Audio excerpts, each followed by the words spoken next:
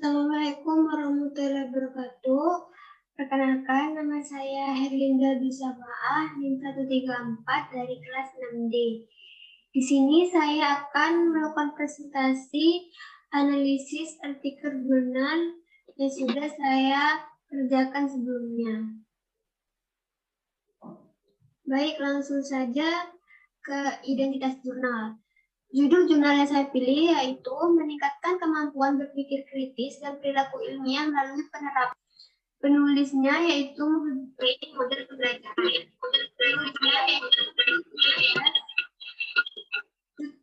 Eka Parasaya dan jurnalnya yaitu dari IJIP International A Journal of Advance in Education. Volume dan nomor yaitu volume 15. Tahun terbit 2019. Jurnal bisa dilihat di slide ya. Next. Latar belakang. Sebelumnya fisika adalah ilmu pengetahuan yang lahir dan berkembang melalui tahapan-tahapan ilmiah meliputi pengamatan, merumuskan hipotesis, melakukan eksperimen, dan menarik kesimpulan. Nah, permasalahan yang terjadi saat ini dalam pelajaran fisika yaitu seringkali guru menjadi pusat pembelajaran atau teacher center dan siswa hanya menjadi objek penerima. Pengamatan yang dilakukan oleh penelitian terdahulu yaitu oleh Rianto tahun 2006 menunjukkan bahwa pembelajaran fisika cenderung monoton. Kegiatan yang paling dominan dilakukan guru adalah mengajar atau menjelaskan, sedangkan untuk siswa mendengarkan dan mencatat. Selanjutnya, rendahnya nilai pembelajaran fisika. Siswa masih kurang aktif dalam proses pembelajaran sehingga tidak berhasil menunjukkan sikap ilmiah, sehingga mempengaruhi rendahnya hasil belajar fisika. Hasil belajar siswa dievaluasi dengan menggunakan tes.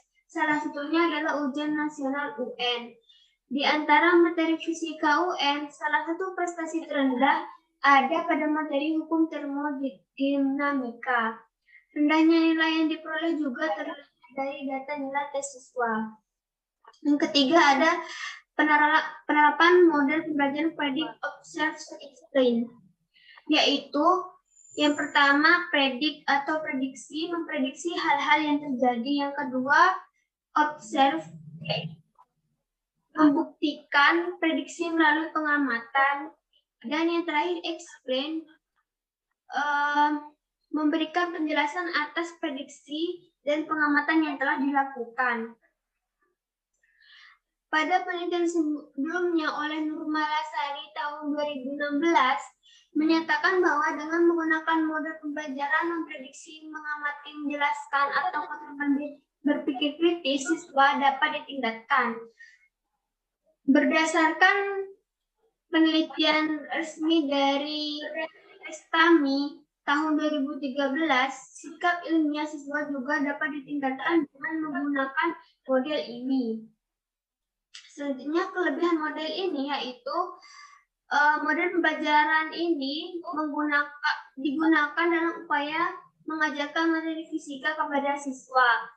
Model ini memiliki kelebihan dari metode konvensional, yaitu proses pembelajaran menjadi lebih menarik karena siswa tidak hanya mendengarkan tetapi juga mengamati peristiwa yang terjadi melalui eksperimen.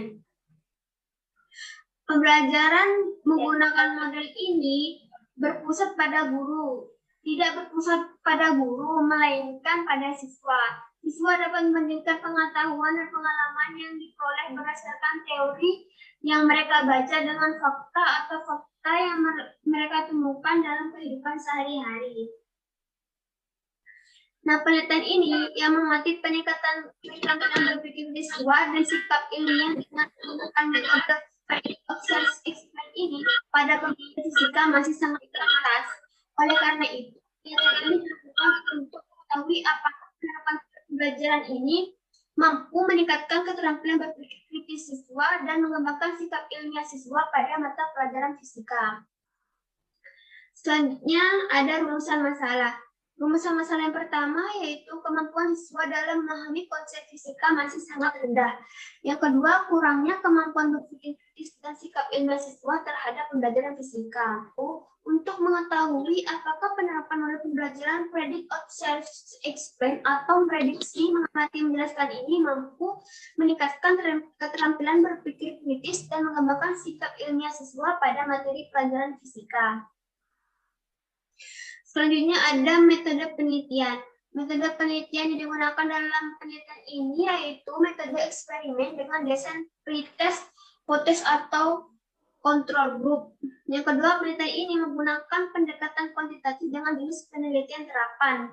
Yang ketiga, populasi dalam penelitian ini salah satu SMA di Kota Banda Aceh. Yang keempat, teknik pengambilan sampel dalam penelitian ini adalah random. Yang terakhir, penelitian dilakukan selama 28 hari, dimulai pada bulan Februari dan selesai pada bulan Maret 2019. Penelitian ini dilakukan dalam 3 tahap. 3 tahap itu yaitu yang pertama prediksi, menebak tentang suatu peristiwa. Yang kedua, mengamati tuduhan sementara yang diberikan siswa harus dibuktikan dengan melakukan eksperimen. Yang ketiga, membuat penjelasan. Siswa menyimpulkan temuannya, kemudian